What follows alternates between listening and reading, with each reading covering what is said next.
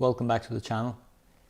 I just want to talk quickly about the coronavirus exit strategy from this lockdown and isolation.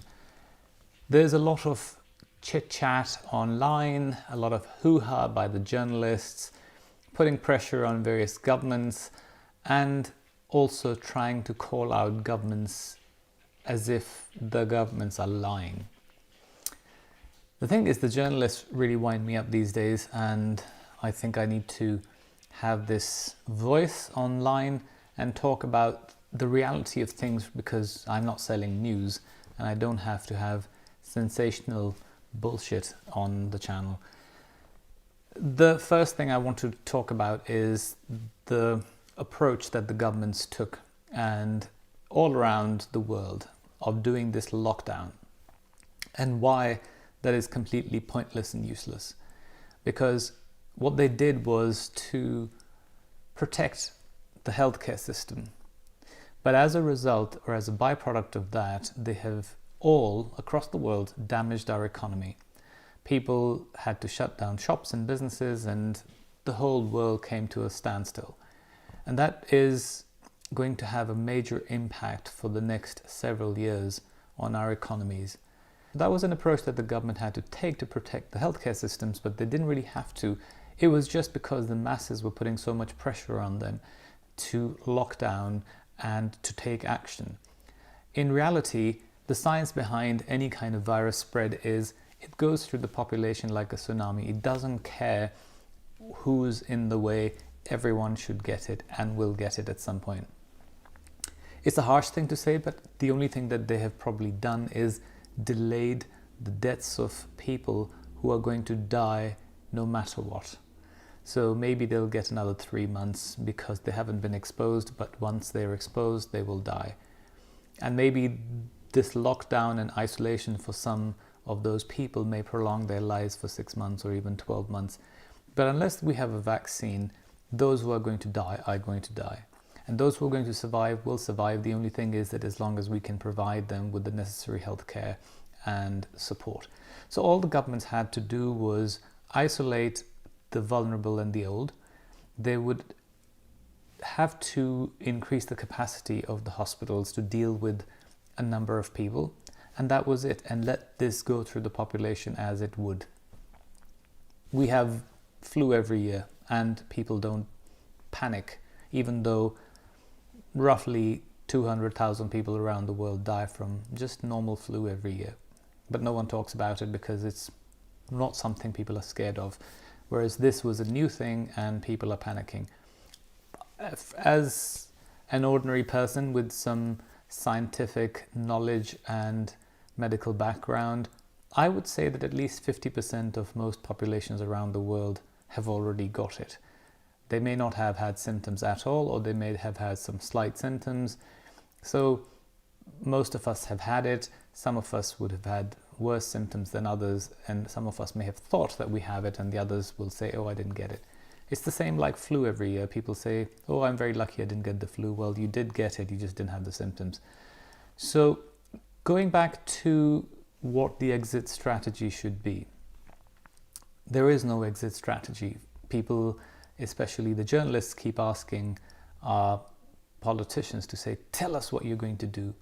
Well, Mr. and Mrs. and Miss journalists, you're all just dumb idiots. Because if you could do some basic research, you'd find out how viruses work. Even if we have a vaccine, it's not going to be 100% accurate or targeting the virus, because the virus will mutate. The best case scenario is we'll get 50-60% effectiveness, and that's it.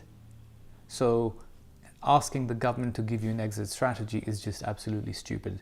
There is no strategy. What they will do is they'll gradually release people into the masses. They will do some tests and they'll know who's got the virus and has got antibodies and can go back to work, that kind of thing. But there is no clear-cut strategy that they can impose or ask the people to follow, because there will be a second wave. It may not be very strong, but there will be one. And we live in a democracy. Most of Western Europe is a democracy. So people can't be forced for a very long time to stay in. They will just go out and say, you know what, F off, I don't care.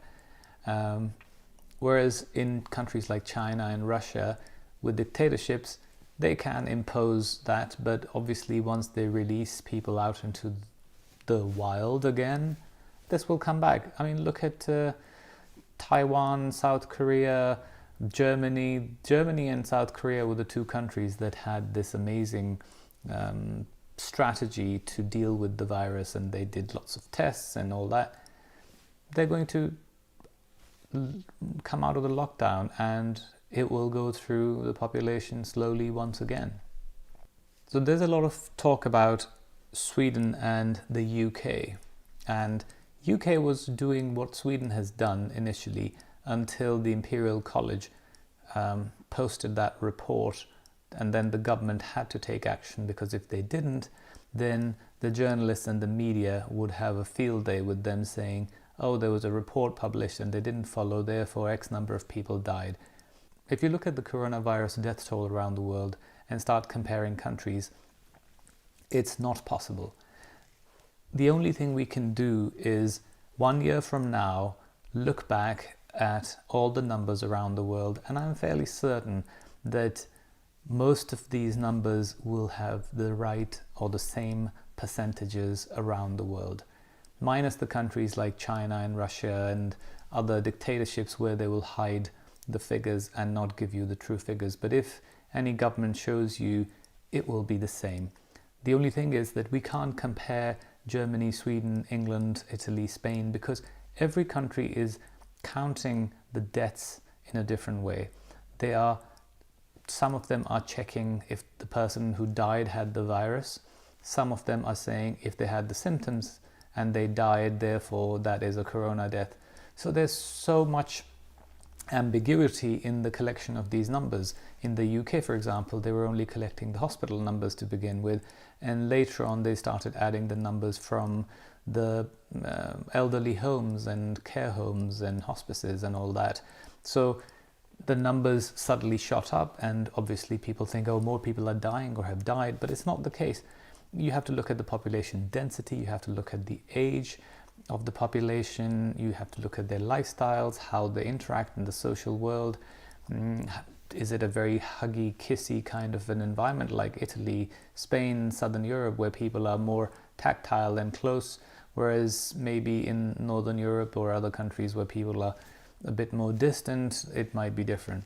But it's also about the population density, their lifestyle, their healthcare, so many elements that there's actually a very good video from TLDR News, which is online, that you can watch, that talks about why we can't compare different countries and why the stats look different, because it's not possible unless everyone was using the same formula to calculate coronavirus deaths. We can't compare. Same thing with modeling for infectious diseases. You can't say that our government or our scientists didn't do modeling very well, because you cannot predict what's going to happen with modeling because there's so many variables. I mean, who could have said that Italy or Spain would be the highest or the epicenter of coronavirus in Europe? It's just impossible to predict those kind of things because of the number of variables involved in this. The other thing that is possibly happening is that the immunity of the population, that while the virus is going through the population, is flattening the curve because people are developing immunity. That's the herd immunity term that people keep using, and that's causing the flattening of the curve, and also people are isolating. Once they go back into the masses, more people will start dying again. And I'm saying this not as a cold-hearted person, but that's the reality. It happens every year with the normal flu. People die, and because they're old and vulnerable or have underlying conditions, we just blame it on that condition and say they died because they had that condition. It's not really the case. They die because of a flu, but we just say cause of death is never written as flu, it's pneumonia or some other condition. So now what's going to happen is the government is going to get blamed for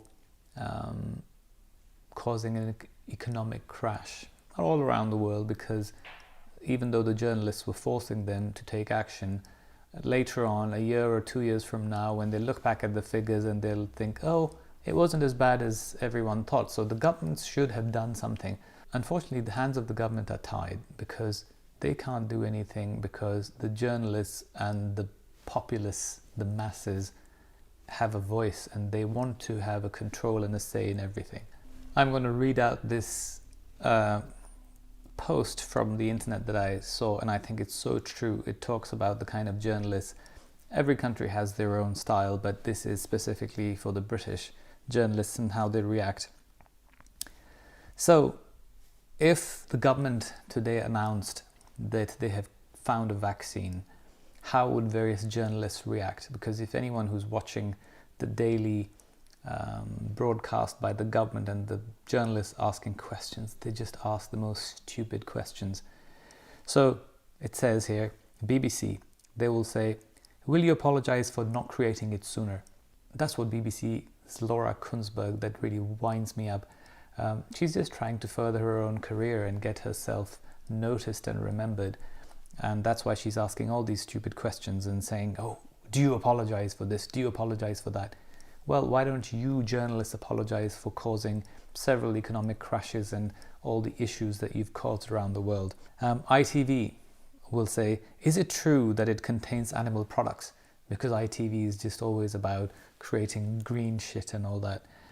Channel 4, wouldn't this have been quicker and more lives saved if the UK had joined the EU vaccination scheme?